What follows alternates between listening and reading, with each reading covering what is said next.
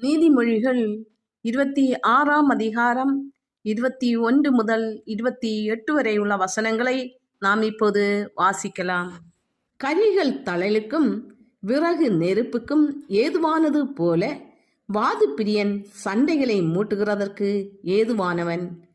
கோள்காரனுடைய வார்த்தைகள் விளையாட்டு போலிருக்கும், ஆனாலும் அவைகள் உள்ளத்துக்குள் தைக்கும்.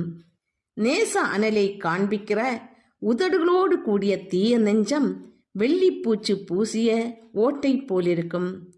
பகைவன் தன் உள்ளத்தில் கபடத்தை மறைத்து தன் உதடுகளினால் சூது பேசுகிறான். அவன் இதம் பேசினாலும் அவனை நம்பாதே.